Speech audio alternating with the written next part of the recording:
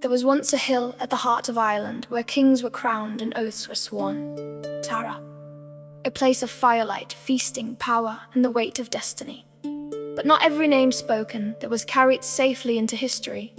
Some were buried beneath the stones, and some remained only in the wind. So they tell still of the lost queen of Tara.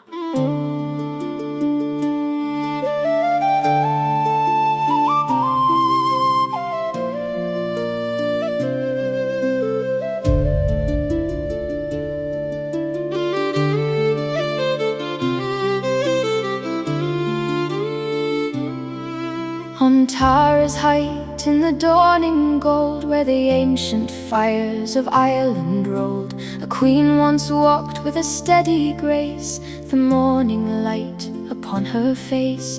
Her hair fell dark as the raven's wing, her voice could soften the proudest king, and all who stood in the hall that day felt the hush when she passed their way. She wore no crown of jeweled flame, yet all in Tara knew her name. For wisdom sat within her eyes, deep as earth and old as skies. She spoke of peace where swords were drawn, of mercy before the bitter dawn. And some loved her for the truth she gave, while others feared what they could not brave. Oh, the lost queen of Tara still sighs through the broken stones and the darkening skies. Her name lies low where the old winds call, in the silent heart of the ruined hall. Oh, the lost queen of Tara, proud and far, still glimmers faint like a fallen star. And the hill remembers, though men forget, the queen they lost and the tears not shed. Some say she loved too deeply, some say she spoke too boldly, and some whisper that in the courts of power truth is more dangerous than any sword. For a queen may wear silk and gold and still stand alone when the tide begins to turn. A young lord came from the southern plain with summer vows and a silver chain. He knelt before her in candlelight and swore his heart by the stars that night.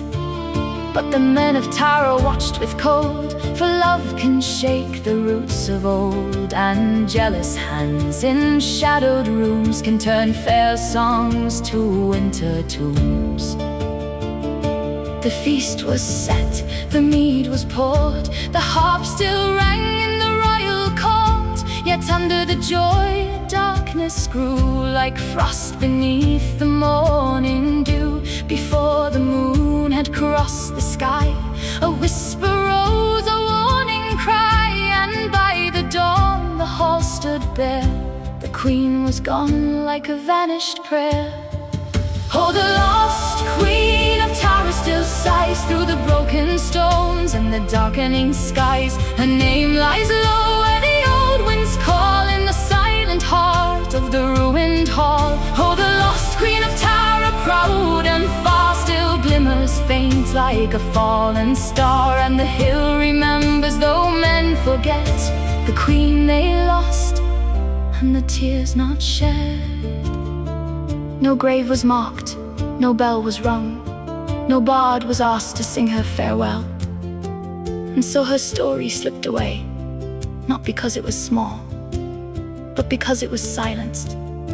Yet the earth keeps what men try to hide, and the old hills are not so quick to forget. Now when the dusk falls blue and wide across the ancient royal side, some say a woman still is seen where fire once crowned the hill of kings. Her dress moves pale through the heathered air, her face half light, half memory there. And in her eyes the old grief stays, for stolen love and vanished days. She walks where once the bright hall stood, past broken earth and weathered wood, and every wind that sweeps the plain seems to carry her voice again. Not loud, not fierce, but low and clear, a sorrow only the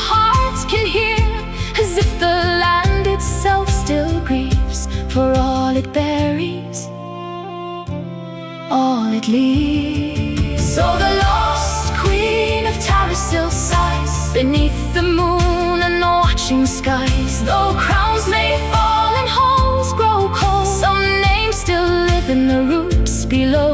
Oh, the lost queen of Tara, long unseen, still haunts the hill where she had been. And the wind speaks soft when the daylight dies of the queen who lives where memory lies. So, if you stand on Tara's hill when evening falls and the last birds fade into silence, listen, for the wind that does not move like wind alone. It carries old names, old grief, old glory, and among them, perhaps, the voice of a queen the world forgot. But Tara never did.